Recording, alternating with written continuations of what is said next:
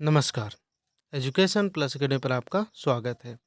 आज की इस वीडियो में हम लोग उपहार गाइड का चैप्टर नंबर 5 को शुरू करने वाले हैं। तो चैप्टर नंबर 5 में हम लोगों को लघुत्तम समापवर्त और महत्तम समापवर्तक के बारे में पढ़ना है। ठीक है, लघुत्तम समापवर्त और महत्तम समापवर्तक के बारे में हम लोगों को पढ़ना है। तो लघुत्तम का मतलब क्या होता है? छोटा। लघुत्तम का मतलब सबसे छोटा और महत्तम का मतलब होता है सबसे बड़ा। और देखिए, लघुत्तम समापवर्त और महत्तम समापवर्त इन दोनों को अगर हम लोग पूर्ण रूप से तोड़ करके देखते हैं, लघुत्तम का मतलब क्या हुआ? सबसे छोटा। सबसे छोटा। लघुत्तम का मतलब क्या हुआ? सबसे छोटा। ठीक है। समापवर्त, तो समापवर्त जो है ना, दो शब्द से मिलके बना है। एक बना है सम से और एक बना है अपवर्त्य से। एक किससे बना है? अपवर्त्य से। तो सम तो हम लोग को पता है, सम का मतलब क्या होगा? बराबर होगा। ठीक है, सम का मतलब क्या होगा? बराबर। ठीक है। अपवर्त्य को हम लोग गुणांक भी कहते हैं। पिछला चौथा जो चैप्टर था उसी में हम लोग अपवर्त्य और अपवर्तक के बारे में पढ़े थे। तो लघुत्तम का मतलब सबसे छोटा, समापवर्त्य, समापवर्त सम मतलब बराबर और अपवर्त्य मतलब गुणांक। तो सबसे छोटा जो बराबर का अपवर्त्य होगा उन संख्याओं का, उसी को हम लोग क्या बोलेंगे? लघुत्तम समापवर्तक।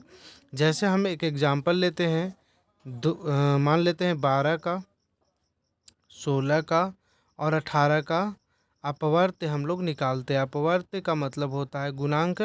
अब इसमें जो सबसे छोटा होगा, जो तीनों में मिलेगा, है ना, सम का मतलब क्या? जो बराबर होगा।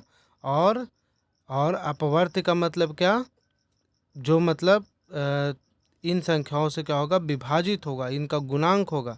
जैसे 12 का अपवर्त्य क्या हुआ? 12, 24, 36, 48, 60, 72। ठीक है, और बरसते 84।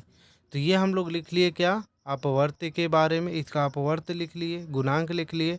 16 का गुणांक लिख लिए 16, 16 दूनी 32, 16 ती 48, 16 चौके 64, 16 पचे 80 और 16 चौके 64, 16 पचे 80, 16 छक 96, 16 सत्ते कितना होता है? 112।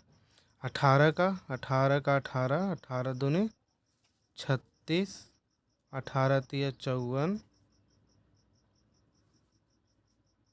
1872, 90, 108, 126, 144। तो अभी यहाँ से देखिए कि तीनों में वैसा कोई अपवर्त्य है जो बराबर है। सम मतलब बराबर। तो इसमें हम लोग देख रहे हैं कि अभी हम लोगों को वैसा कोई भी अपवर्त्य नहीं दिखाई दे रहा है जो तीनों में मिल रहा होगा। ठीक है। अगर हम लोग इसको नहीं लेते हैं, अगर 12 और 16 का सिर्फ निकालते हैं, तो यहाँ से हम लोगों को क्लियर हो जाएगा, क्योंकि हम लोग को यहाँ से और आगे बढ़ना पड़ेगा। 84 है ना, तो हम लोग जाएंगे 144 तक, है ना।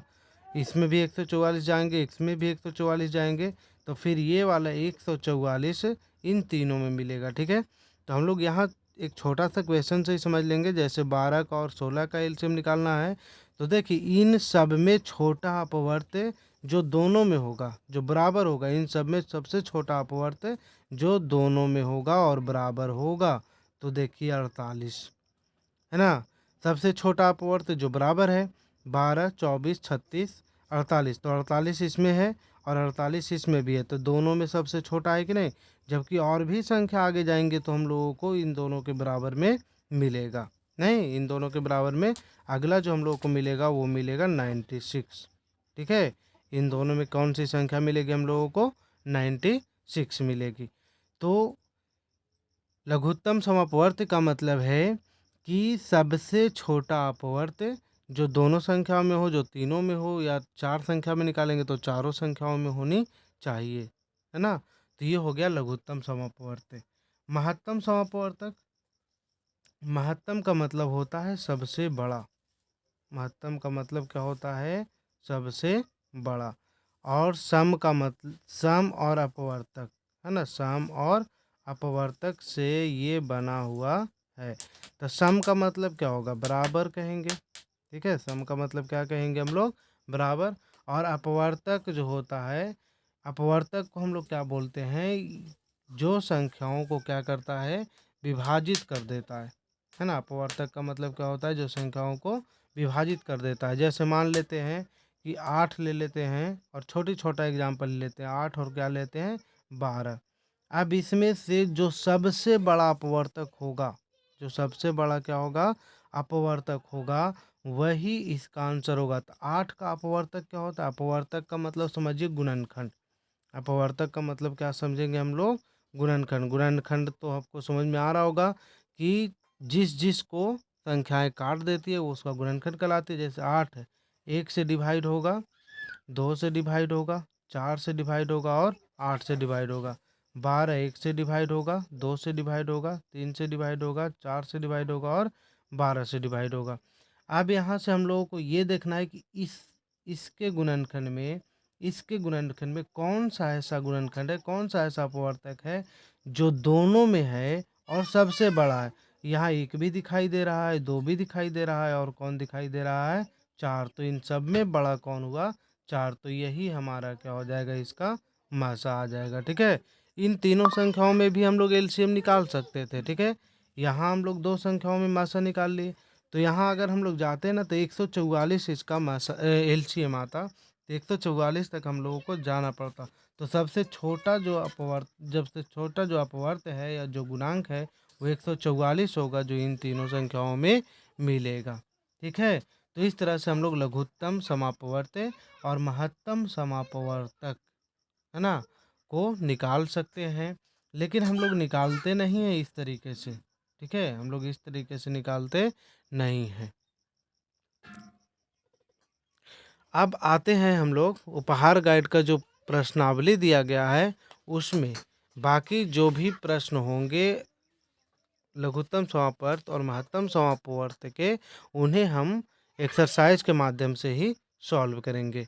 तो आइए देखते हैं क्वेश्चन नंबर 1। क्वेश्चन नंबर 1 में है कि 45 60 का मासा निम्नलिखित में से कौन सा होगा। तो मासा निकालने के लिए हम लोग 2 विधि का यूज करते हैं, गुणनखंड विधि का और एक भाग विधि का। ठीक है, तो 45 दोनों विधियों से हम बनाना सिखा देते हैं आपको। एक 45 है और दूसरा क्या है, 60 है। तो गुणनखंड विधि से हम लोग इसका मासा कैसे निकालेंगे, तो 45 का हम लोग क्या करेंगे, पहले गुणनखंड निकालेंगे। तो 3 से कटेगा 15 बार में, 3 से कटेगा 5 बार में। ठीक है, तो 45 हो जाएगा 3 गुने 3 गुने 5। अब हम लोग 60 का निकालते हैं। 60 का, 60 को 2 से 30 बार में, 2 से 15 बार में और 3 से 5 बार में।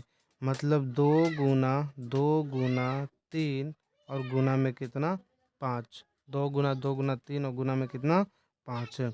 अब तो मासा निकालना है। क्या निकालना है, मासा। तो मासा निकालना है ना इसमें, तो हम लोग क्या करते हैं कि वैसी संख्याओं को लिखते हैं जो दोनों में मिल रहा होगा। ठीक है, वैसी संख्याओं को लिखेंगे जो दोनों में मिल रहा होगा। तो हम लोगों को क्या दिखाई दे रहा है, 1 3 जो है इन दोनों संख्याओं में है। फिर ये 5 जो है ना, ये भी इन दोनों संख्याओं में है। तो 3 और 5, 3 और 5 इन दोनों संख्याओं में क्या हो रहा है, हम लोगों को मिल रहा है। तो 3 और 5 का गुणनफल ही क्या होगा, इसका मासा आएगा। यानी कि 15 इसका क्या आ जाएगा, मासा। दूसरा मेथड भी, 45 और 60 का अगर मासा निकालना है, तो हम लोग छोटी संख्या से बड़ी संख्या में भाग की क्रिया द्वारा निकाल सकते हैं। 45 से एक बार में करेंगे तो 45 आएगा, यहाँ कितना बचेगा, 15।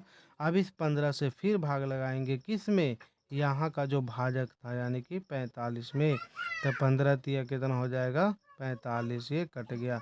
अब यहाँ से मासा कौन आ जाएगा, तो मासा आ जाएगा इधर वाली संख्या जो सबसे नीचे होगा। ठीक है, तो मासा हो जाएगा कितना, 15। तो इन दोनों मेथड से हम लोग क्या कर सकते हैं, मासा को निकाल सकते हैं, है ना।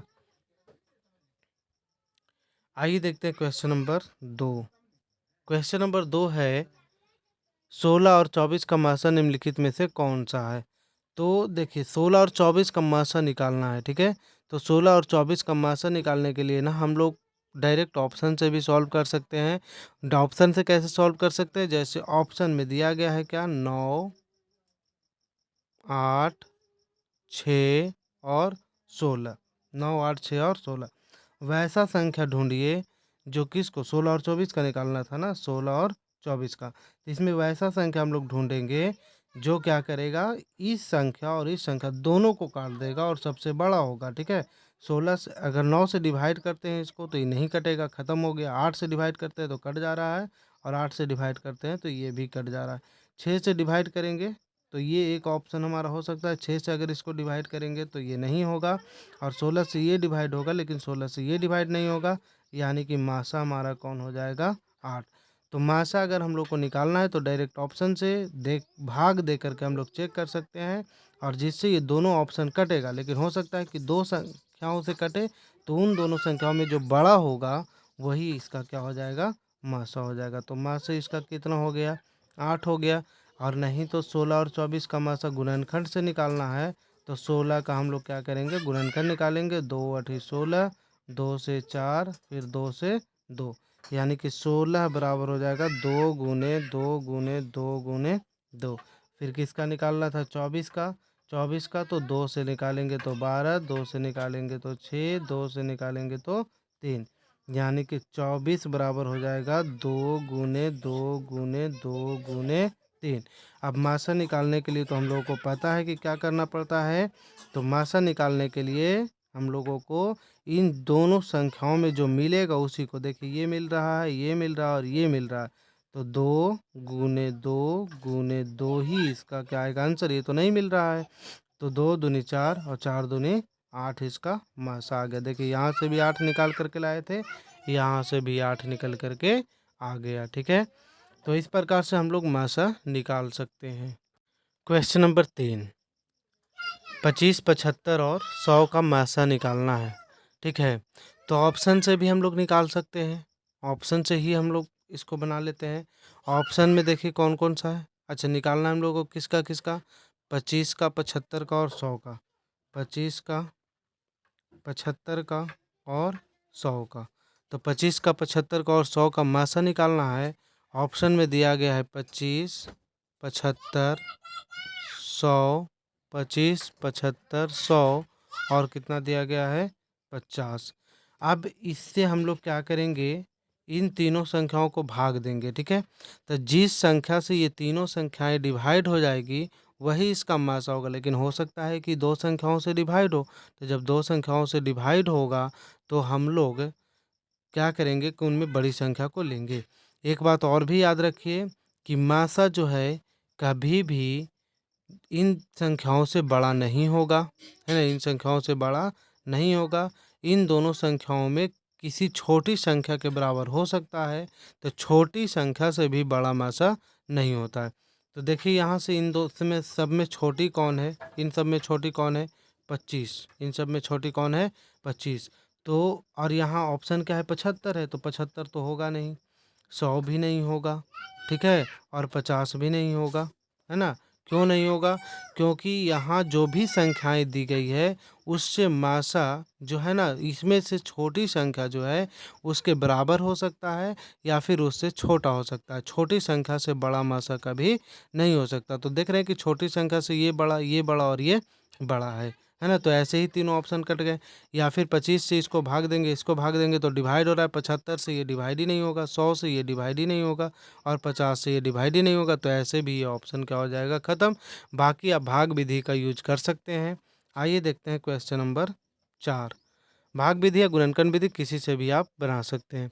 दो संख्याओं का गुणनफल दिया गया है, यदि एक संख्या दूसरी से दुगनी है तो छोटी संख्या क्या होगी। चलिए, इस प्रश्न में क्या दिया गया कि दो संख्याओं का गुणनफल 81 92 है। दो संख्याओं का गुणनफल क्या है, 81 92 है। एक संख्या दूसरी से दोगुनी हो, एक संख्या दूसरी से दोगुनी हो तो छोटी संख्या क्या होगी। चलिए मान लेते हैं एक संख्या एक से, ठीक है, और दूसरी संख्या क्या हो जाएगा, 2x। एक संख्या एक से और दूसरी संख्या क्या हो जाएगा, 2x। तो x और इसको गुना करेंगे तो ये हो जाएगा क्या, 2x का स्क्वायर हो जाएगा 81 92 हो जाएगा। अगर 1 बराबर हम लोग करेंगे तो 2 से इसको भाग देंगे, 81 92 और बटा में कितना 2। 2 से अगर इसको डिवाइड करते हैं तो ये हो जाएगा 40 और 2 नमा 18 और 2 नमा 18, 1 और 2 2 छक्का 12, यानी एक्स की जो वैल्यू आएगी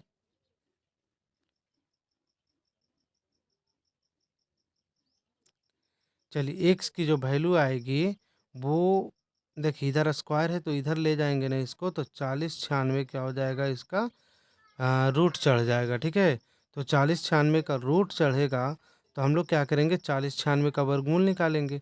40 96 का वर्गमूल कैसे निकालते हैं, तो सबसे पहले 40 96 का हम लोग क्या करते हैं, गुणनखंड निकाल देते हैं। ठीक है, ये 20 हो जाएगा और ये 48 हो जाएगा। फिर 2 से लगाएंगे तो ये 10 हो जाएगा और 24 हो जाएगा। फिर 2 से लगाएंगे तो 5 हो जाएगा और 12। 2 से लगाएंगे तो 25 और 1 हो जाएगा। ठीक है, गड़बड़ हो गया क्या, 25 दूनी 50, 2 छक्का 12, 6 हो जाएगा। फिर 2 से लगाएंगे तो ये कितना हो जाएगा, 12 दूनी 24, 2 अठी 16। फिर 2 से लगाएंगे तो 64। फिर 2 से लगाएंगे तो 32, है ना। और फिर 2 से लगाएंगे तो 16। फिर 2 से लगाएंगे तो 8। फिर 2 से लगाएंगे तो 4। फिर 2 से लगाएंगे तो 2। ठीक है, तो यहाँ से आपको ये दिखाई दे रहा होगा। तो यहाँ हम लोग क्या करते हैं कि एक्स की वैल्यू निकालने के लिए अंडर रूट क्या करेंगे, 2 कितनी बार है, 1 2 3 4 5 6 7 8 9 10 11 12 बार है। तो 12 है तो 2 का पावर 2 जो है ना 6 बार लिखेंगे। ठीक है, 2 का पावर 2, 2 का पावर 2, 2 का पावर 2, 2 का पावर 2, कितनी बार हो गया, 1 2 3 4 5 और एक बार और 2 का पावर 2। ठीक है, ये जितने भी स्क्वायर दिए गए हैं उससे ये रूट ख़त्म हो जाएगा और हमारा आंसर आ जाएगा 2 × 2 × 2 × 2 × 2। तो 2 दूनी 4, 4 दूनी 8, 8 दूनी 16, 16 दूनी 32 और 32 दूनी कितना हो गया 64। एक्स का वैल्यू कितना आ गया 64। तो हम लोग को छोटी संख्या ही निकालना था। छोटी संख्या यही तो है, एक्स है। बड़ी संख्या क्या है, 2x है। तो 64 आएगा इसका सही उत्तर। बाकी हम लोग इसको कैसे बना सकते हैं, तो ऑप्शन के अनुसार इसको हम लोग बना सकते हैं। ऑप्शन के अनुसार कैसे बनाएंगे, तो देखिए ऑप्शन में दिया गया है 8 16 32 64। 8 दिया गया है, 16 दिया गया है, 32 दिया गया है, 64 दिया गया है। ठीक है, तो यहाँ से छोटी संख्या ही कह रहा है ना, क्या कह रहा है, छोटी संख्या। ऑप्शन नंबर 1 देखिए क्या दिया गया है, 8। तो छोटी संख्या 8 है तो बड़ी संख्या कितना होगा 16। तो 8 में अगर हम लोग 16 से गुना करेंगे तो 16 8 128। कहाँ आ रहा है ये संख्या, नहीं ना आ रही है, 81 92 नहीं आ रहा है। दूसरा ऑप्शन क्या दिया गया है, दूसरा ऑप्शन दिया गया है इसमें 16। दूसरा ऑप्शन क्या दिया गया है 16। अगर छोटी संख्या 16 लेते हैं और बड़ी संख्या क्या लेते हैं 32, है ना, तो दोनों दुगना रहना चाहिए ना, दुगना होना चाहिए। तो 16 में अगर 32 हम लोग गुना करेंगे, 16 में अगर 32 से गुना करेंगे तब भी ये संख्या नहीं आएगी, है ना। क्यों, अच्छा ज़्यादा कुछ करना नहीं है, हम लोग इकाई अंक देख लेंगे। इकाई अंक कितना दिखाई दे रहा है इसका, 2 दिखाई दे रहा है ना। इकाई अंक 2 आता है कि नहीं, 6 दूनी 12। अच्छा इकाई अंक 2 ही आ रहा है ना। फिर नहीं तो गुना करना पड़ेगा, फिर इकाई अंक 2 ही आ रहा है तो 16 दूनी 32 और 16 तीन 48, 48 और 3, 48 और 3 कितना हो जाएगा 51। 48 और 3 कितना हो गया 51। तो इससे भी कहाँ आ रहा है, ये भी नहीं होगा। तो ऑप्शन नंबर 3 चेक करेंगे। ऑप्शन नंबर 3 कितना दिया गया है, ऑप्शन नंबर 3 में बड़ी छोटी संख्या दिया गया है 32। छोटी संख्या कितना दिया गया है 32, और 32 में हम लोग फिर कितना से गुना करेंगे 64 से। इसका देखिए इकाई अंक, इकाई अंक पे हम लोग को ध्यान देना है कि इकाई अंक इसका 2 है तो गुना करने के बाद लास्ट में 2 आना चाहिए। इकाई अंक कितना आ रहा है 8 है, तो ये ऑप्शन ऐसे ही ख़त्म हो गया।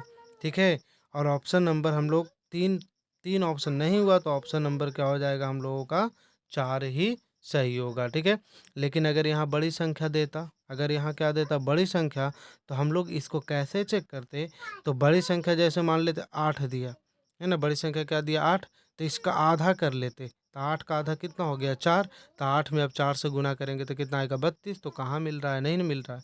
तो इस तरह से हम लोग ऑप्शन के अनुसार इसको बना सकते हैं। और नहीं तो ये हमारा मेथड है कि छोटी संख्या को x मान लिए और एक संख्या क्या करा था कि इसका दुगुना है तो 2x हो गया। अब इन दोनों को गुणनफल यही है 2x स्क्वायर, एक्स स्क्वायर है इधर से आएगा, ये 2 बटा में चला जाएगा तो 40 96 काट छट करके आएगा। अब एक्स स्क्वायर है तो इधर अंडर रूट चढ़ जाएगा 40 96, तो एक्स का वैल्यू कितना हो जाएगा 64। ठीक है, वर्गमूल निकाल देंगे, है ना। गुणनखंड से ज़्यादा आसान होता है वर्गमूल निकालना भाग विधि से। अगर आपको भाग विधि से वर्गमूल आता है तो ठीक है, और नहीं तो आप कमेंट करके बताइएगा तो हम आपको सिखा देंगे। ये था क्वेश्चन नंबर 4। आइए देखते हैं क्वेश्चन नंबर 5। आइए देखते हैं क्वेश्चन नंबर कितना,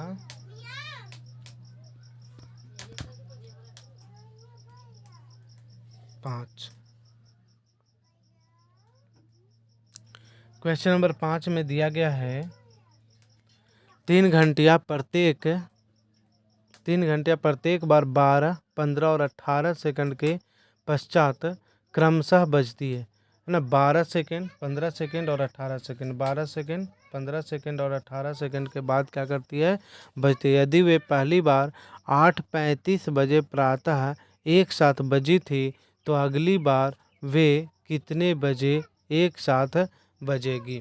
अगर इस तरह का प्रश्न हो कि एक साथ कितना बजे बजेगा, ठीक है, या अगली बार कितने सेकंड बाद या कितने मिनट बाद बजेगी, तो ऐसे प्रश्नों के लिए हम लोग क्या करते हैं, उसका एलसीएम लेते हैं। क्यों लेते हैं एलसीएम? जैसे 12 है तो 12 का अपवर्त अगली बार तो ये 24 मिनट है कि सेकंड दिया गया है, सेकंड दिया गया। जैसे ये 12 है, ठीक है, ये 15 है और ये कितना है 18 है। तो 12 है तो अगली बार कितना पर बजेगा 24 पे। ये 15 है तो अगली बार कितना पे बजेगा 30 पे। और ये 18 है तो अगली बार कितना पे बजेगा 36 पे बजेगा। नहीं, तो हम लोग को ये देखना है कि अब ये 24 सेकंड पे बजा, ये 30 सेकंड पे बजा और ये 36 सेकंड पे बजा।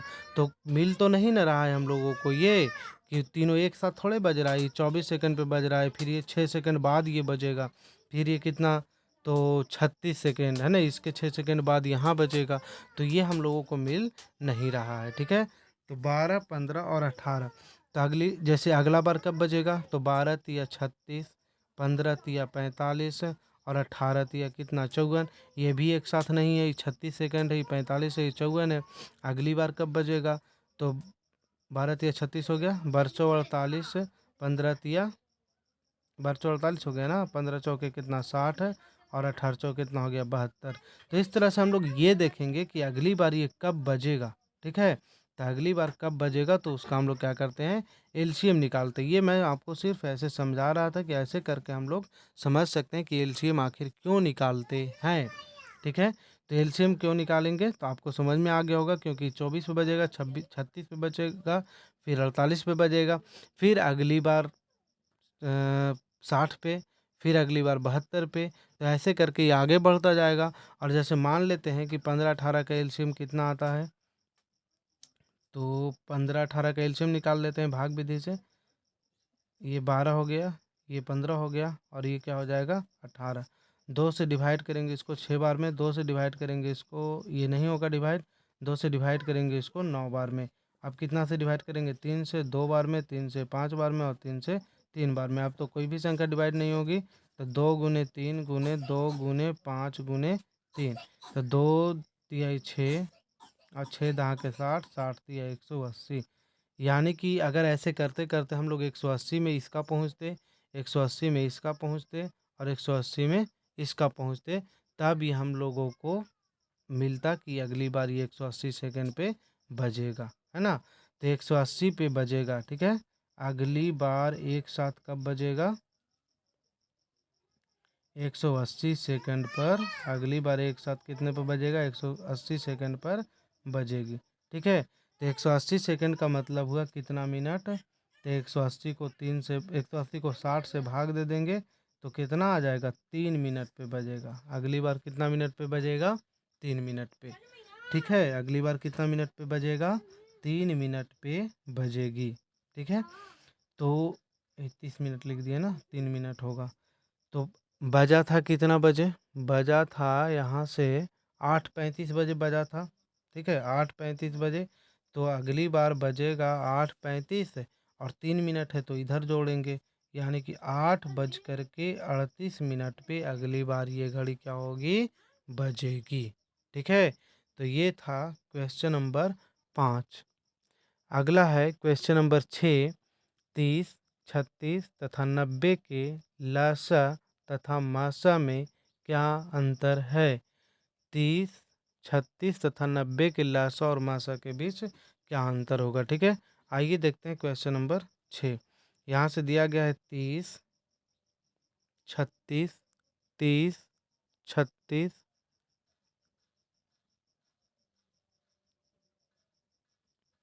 6 नंबर क्वेश्चन। 30, 36 और 90 का लसा और मासा में क्या अंतर है? चलिए, तीनों का हम लोग क्या करते हैं? लासा, इन तीनों का लासा निकाल लेते हैं, फिर इन तीनों का मासा निकाल लेते हैं और फिर उन दोनों को क्या करेंगे?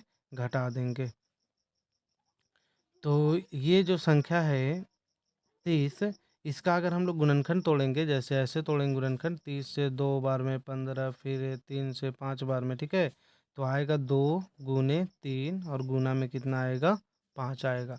36 को तोड़ेंगे तो आएगा 2 गुना 2 गुना 3 गुना 3।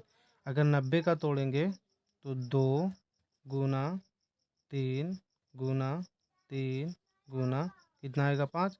अब गुना करके देख लेते हैं 90 आता कि नहीं। 2 तिहाई 6, 6 तिहाई 18, 5 90, 2 दूनी 4, 4 तिहाई 12, 12 तिहाई 36 और 2 तिहाई 6 और 6 पचे 30 है। अब यहाँ से हम लोग क्या करते हैं ना, लासा निकालते हैं। क्या निकालते हैं? पहले लासा। लासा निकालने के लिए देखेंगे कि जो तीनों में मिल रहा है उसको लिखेंगे। तो यहाँ तीनों में मिल रहा है कौन? 2। और कौन मिल रहा है? अच्छा, 2 में भी मिलेगा उसको भी लिखेंगे। जैसे यहाँ ये वाला 3 है और ये वाला 3 है और ये वाला 3 है, ठीक है, ये भी तीनों में मिल रहा था तो इसको भी एक बार लिख लेंगे। ठीक है, अब यहाँ से देखिए, ये 5 इसमें भी मिल रहा है और इसमें भी 2 ठो भी मिल रहा है तो उसमें से भी एक ही लिखना है। ठीक है, अब ये वाला मिल गया था, ये वाला मिल गया था और ये वाला मिल गया था। अच्छा, यहाँ से ये वाला 3 इसमें भी है और ये वाला 3 इसमें भी है तो इसमें भी लिख लेंगे एक बार। और कौन नहीं मिल रहा है? तो ये नहीं मिल रहा है ना, तो जो नहीं मिलता है उसको भी हम लोग लासक में लिखते हैं। जो मिल रहा है तीनों में या जो 2 में मिल रहा है उसको एक ही बार लिखना है, ठीक है, लेकिन जो नहीं मिल रहा उन सबको हम लोगों को लिखना रहेगा। तो 2 तिहाई 6, 6 पचे 30, 30 तिहाई 90, 90 दूनी 180। चलिए, कितना आंसर आ गया? इसका लासा आ गया 180। अब मासा में हम लोगों को ज़्यादा टेंशन नहीं है। मासा में उसी को लिखेंगे जो तीनों में मिलेगा। जैसे ये तीनों में मिल रहा है, ये तीनों में मिल रहा है और कोई नहीं मिल रहा है, नहीं, तो जो तीनों में मिलेगा उसको लिखेंगे। ठीक है, तो 2 और गुना में क्या हो जाएगा? 3, यानी इसका जो मासा आ जाएगा 6। अब पूछ रहा था इन दोनों के बीच अंतर निकालिए, तो अंतर निकाल देंगे। अंतर निकालने के लिए घटा देंगे। 180 में से हम लोग क्या करेंगे? 6 को घटा देंगे। 180 में से अगर 6 घटाते हैं तो कितना आ जाएगा? 174। ठीक है, यानी कि क्वेश्चन नंबर 6 का आंसर आने वाला है 174। तो अगर आपको वीडियो पसंद आया हो तो इसे लाइक कीजिए, चैनल को सब्सक्राइब कीजिए और इसे शेयर कीजिए। आपकी जानकारी के लिए बता दें, हमारे चैनल पे नवोदय विद्यालय प्रवेश परीक्षा की पूरी तैयारी फ्री में करवाई जाती है और विभिन्न तरह के जो गाइड इस मार्केट में उपलब्ध हैं अलग अलग पब्लिकेशन के, उन सभी गाइडों का सॉल्यूशन हमारे चैनल पे करवाया जा रहा है। अभी तक हमने लूसेंट गाइड का और विद्यासागर गाइड का सॉल्यूशन करवा दिया है और अभी हमारे पास आ रहा है सॉल्यूशन किसका? उपहार गाइड का। ठीक है, तो जब उपहार गाइड समाप्त हो जाएगा तो इसके बाद हम लोग कोई नेक्स्ट गाइड लेकर के आएंगे। Thank you.